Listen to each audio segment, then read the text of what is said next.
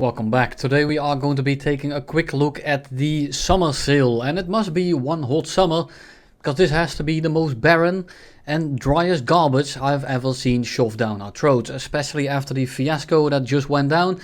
I expected a little bit more of this sale, but not all hope is lost. It might be that this is just kind of an appetizer, and that's mainly because console doesn't have a sale right now. Normally GE stuff goes on sale first, and only low to mid-tier stuff is on sale right now. Sure, this sale kinda sucks, but for the people that are looking to buy something, for the people that do want a little bit of a guide, I try to get you through it. For the people that are familiar with these videos, I make these basically every sale. And if you want to watch the other ones, you probably don't need to watch it again. But for the people that do need it, and for the people that are trying to fall asleep with a video, I'll probably ramble on for long enough for that to happen. Before we get started today, thank you to all my YouTube members as well as my Patreons. And if you are looking to get this decal to put on your vehicle, if you use my discount code down below, you get a 3% off on anything that isn't already discounted. You get the decal and I get a small cut. And considering my motorcycle is still cut in half, your support would be very much appreciated. You don't need to donate me anything. You don't need to subscribe to my Patreon. But if you are looking to buy anything from the store, the support would be very much appreciated. It doesn't cost you anything extra and it helps me out a ton. Let's get started with, how fitting, the starter packs. The starter packs here are not really that worth it. Sure, they are cheap and they have some silver lines as well as some premium days, and that's really the only reason why you want to pick these up, other than maybe being a collector. Some of these vehicles are kind of funny, like the German tank that you have here. That's the 20mm tank. It's very good, but at rank 1, it's not gonna get much grinding done. The Zhukorskis, or however you pronounce that, the I-153 is pretty good. Will get you a decent amount of SL. This one, don't bother with it. This one, the Key 44, is pretty decent. For this, the Crusader is kind of okay, and the Spitfire is also alright, but I wouldn't pick this up. So if you are looking to get any of these tanks or all of these vehicles, you want either the French one for the B1 Tur, the German one for the, I don't know how to pronounce that, the 140-1, or maybe the Y153. Other than that, these vehicles are all not really worth it. What is worth it, however, is the Japanese Pacific campaign. And it's not because of the Japanese Pacific campaign, because that's absolute garbage. However, you do get a rank 4 premium for only 750. This essentially will make it so that you will not have to buy any other premium, not buy another talisman for the Japanese prop line, because you will be able to grind out everything until rank 5. And that alone is worth it. The 15 days of premium and the 850 golden eagles are a nice little bonus, but that's not the main brunt of this pack. It's just absolute dirt cheap. The only issue is that the A6M5 Co is not very good. It's kind of mid, but the performance is good enough. It's pretty easy to grind with, and it's just absolutely brain dead to play, because all you have to do is put your cursor on your enemy and you are going to be outmaneuvering them. And most of the time, people are not aware of you. You can just park on the 6 and you probably get a free kill. But keep in mind, against good players, the plane is kind of mid. Can get the stuff done, will be able to grind some things pretty reliably, but don't expect the best performance. This is simply a grind pack, and that's all there is to it. Then we have the US Pacific campaign, kind of in the same boat, however much less worth it, because this fighter is only rank 2. So for 750, if you really need to buy anything, get the Japanese Pacific campaign. The IP38 is pretty decent. It's the P38G basically with a 37mm in the nose, but it's only rank 2 and you're not going to get much grinding done. These two are probably still the best packs that you can buy for the money, considering the bonuses that you get, but other than that, yeah, it's really not. Next up, we have the Dora pack here, the Focke-Wulf 90 D13. Is it good? Yes, however, do keep in mind it's not very noob friendly and it's very much team dependent if you are not playing in a squad. The D13 is one of the best 5.0s in the game, however keep in mind it's not easy, but in terms of is it worth your money, I would say definitely yes. Then we have the Mustang D20, and this thing is the absolute opposite of the Dora. The only real benefit here is that you get 2000 golden eagles, but the plane itself is absolute dog water. It's not good, it's fast, and that's where its advantages stop. It's not greatly maneuverable. It doesn't climb very well. It doesn't have good firepower. It has 650 cals. It's more than enough. But when it comes down to it, 15 bucks, especially in the American tech tree, which has plenty of vehicles to pick up, I would just save my money for something else. The D20 is not worth it in the slightest. Then the Wyvern. The Wyvern is probably the best grinder that you will find in the British tech tree. At 4.0 it will go faster than a lot of 6.0 props. It goes 650 kilometers an hour, it gets an airspan, and it has an absolute metric shitload of cannon rounds.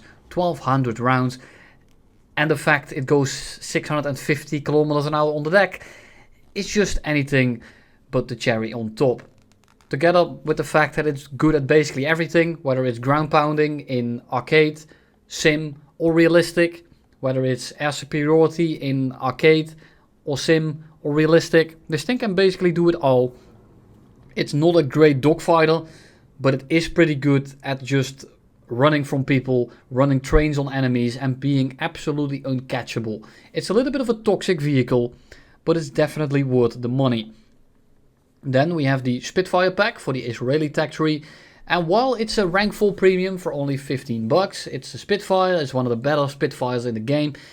There's really not too much to grind in the Israeli tech tree, other than maybe the Nets and the Kafir C7 now with the Python 3 upgrade. But you're not gonna be grinding those with the prop, really. Like, realistically, I don't think that this thing is worth it. If you want to get Israeli tech tree, I guess, and you're looking to talisman a rank 5, and sure, pick it up.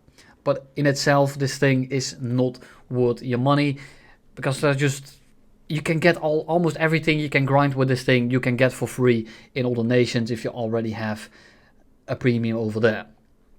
So is it worth it? No. Is it a bad pickup? Also no. It's a good pickup, however, because it's in the Israeli tech tree, there's really not much to grind. The TU1, I'm not even going to cover this, absolutely not worth the money.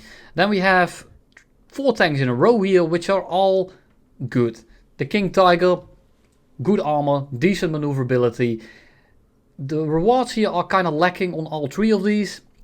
Only 1,000 golden eagles, only 7 days of premium for 20 bucks, and these are all rank 4 as well. The tanks itself are all good.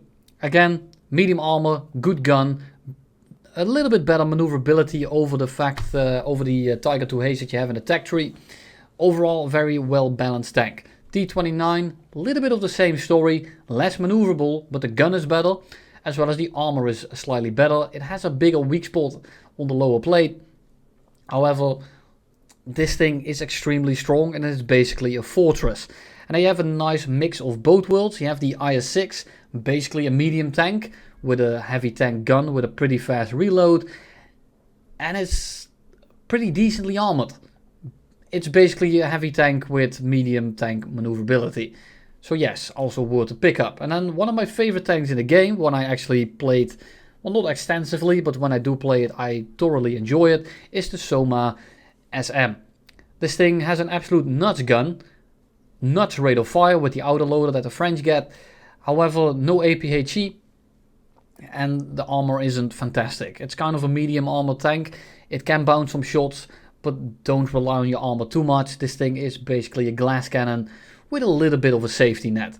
Then we have the M51, and it's a pretty good pickup for 20 bucks. I'm not a big fan of it. It doesn't do the most amount of damage. It's kind of 50-50. Sometimes it pans and it does absolute nothing. And all the times you pan and you blow up the entire thing despite not hitting anything. So is this thing worth it? Yeah, yesn't, I guess. Not my favorite pickup. But if you are looking to buy something to grind out Israeli with, it's not a bad vehicle at all. Object 120, a little bit of a sniper tank. We are going up in price yet again. Glass cannon, nuts gun, no real maneuverability. It's decent, but it's nothing to write home about. And it has absolutely no armor. If a plane sees you, you're done. This thing is going to penetrate you with 50 cals, and you're not going to have a great time. And if you shoot someone across the map, bet your ass they are going to try to revenge kill you with a plane. So is it enjoyable? It's pretty funny to blow people up with a single shell. However, yeah, I think there's better pickups. But considering the sales that we have going on right now, I would get the IS-6 instead and Talisman something in rank 5, but that's just me. AVRE, it's kind of funny, it's a meme tank, really, it's a decent grinder. If you hit something, it's probably going to explode. However, it's not that effective, it's not very noob friendly, but it is pretty funny. The Term 3, it's a glass cannon, it's a decent grinder, 25 bucks. Sure, again, with the sales that we have going on right now, it's a pretty decent pickup, but in case that other vehicles do go on sale, I would go get something else. But looking at what we have right now, I would say, yeah, it's kind of worth it. But there will be better vehicles on sale, I think.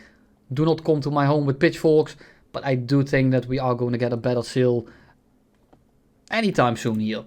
Then we have the... yeah, I don't know what this is. I couldn't tell you. Someone in the comments will tell you about these last three. The Des Moines is one of those vehicles that I absolutely adored in World of Warships, but I will not be able to tell you whether any of these three are good. I or someone else will put it in the comments definitely, and I'll pin that instead. So if you are looking to get these last three vehicles, then just go and read that.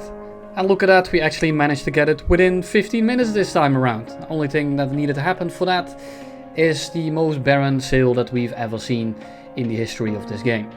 Thank you all for watching, and I'll see you all in the next one.